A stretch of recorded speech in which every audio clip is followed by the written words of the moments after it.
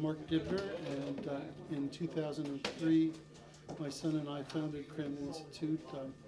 In fact, his name is Ned, and if you spell Ned and Mark backwards, you get Kramden. That's where we came from.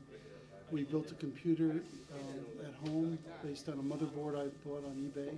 Taught ourselves how to build a computer. I didn't even know what a motherboard was at the time. And he turned to me, he was 13, and he turned to me at the time and said, "Dad, this was a lot of fun, but there's a whole bunch of kids in my school who can't afford computers. Why don't we build some more this summer and we'll give it to them?" So when a teenager says something like that, you listen, and that's how Kramden got started. We built about 35 computers in the basement, and actually it's more like 55, and gave them to his middle school. We had them identify kids who worked hard in school but didn't have another computer in the home. And then other people started calling me up. They had heard about the project. They wanted to come work. But our basement was full of computers, so was our garage and our dining room. And, we couldn't get anybody in the house, so we realized that this is probably something that had the ability to grow. So since 2003, we've, fast forward now to 2009, we've had 2,700 volunteers work with us. We have we've put together and donated about 4,700 computers. The computers still go to kids who work hard in school who don't have another computer in the home. So if you do the math, that's about 18 to 20,000 people we've taken across the digital divide, because the average home they go into has 4.2 people in it. Kramden is its volunteers, the people you see behind me here on a Wednesday work night or any of our work days. They're just phenomenal people. It's what keeps me going. What we're doing today is monitor testing, and what we have to do is make sure that both the monitor turns on, the colors are accurate.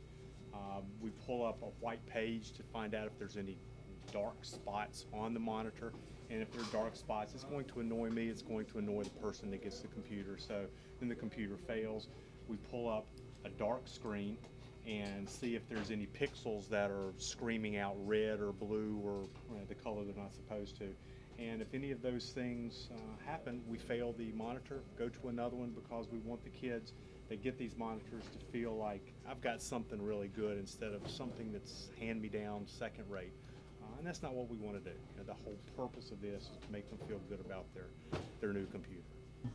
All right, so right now we also give away monitors at Kramden, but bless you,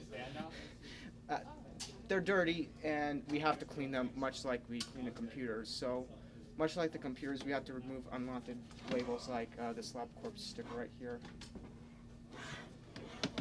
So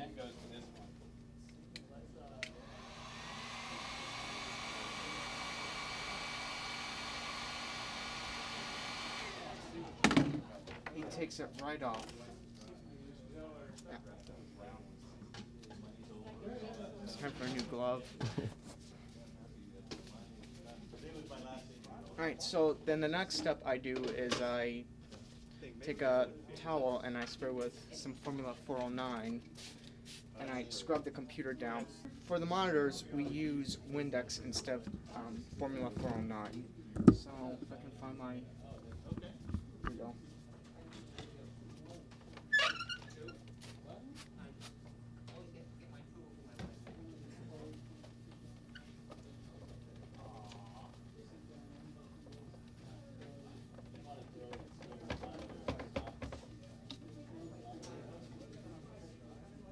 Dry one.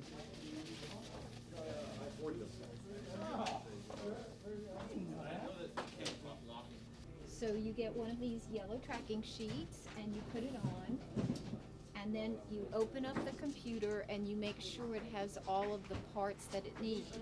It needs a CD drive, needs a floppy disk, and it needs a hard drive, and you make sure it has memory. And you look on the inside. A lot of times they come without the disk drives because the person who donates them takes the drives out. They might have confidential material. Although if it comes with drives, we clean them with a special program that erases everything and writes over and over and over, so that whatever data was on the disk drive can never be retrieved again. So you look on the inside, you add all the missing pieces if there are any. Sometimes they come without the front panel, or they're missing a floppy drive or whatever, and you install those, you give it memory, and then you have to determine if it meets the minimum qualifications.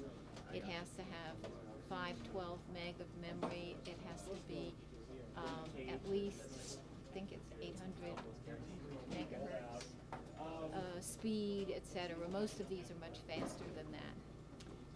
And then you have to go through the, if it had a disk drive in it, you have to wipe the disk drive clean. So you do that step, you wipe the disk drive clean, you do memory tests, and you do a whole series of tests on it.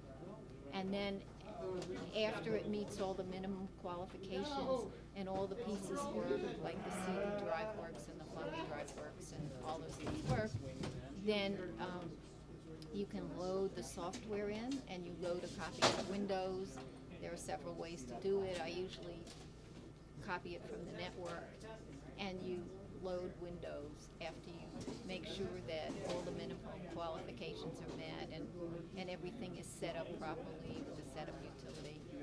And then after that, you go through a series of tests to make sure that all of the software works, that it has all of the software it needs, that it has all the device drivers, because a lot of times you might be missing a device driver, and you have to find it on the network, or you have to find it out on the web or somewhere, because the device won't work without a driver. So after you do all that, then you do final test and final activation, where you have to give it a sticker that represents the copy of Microsoft Windows operating system that belongs to this computer, and you have to register it with Microsoft. Essentially, it's called activation. And after it goes through that, it goes through final cleaning, and then it's ready to go.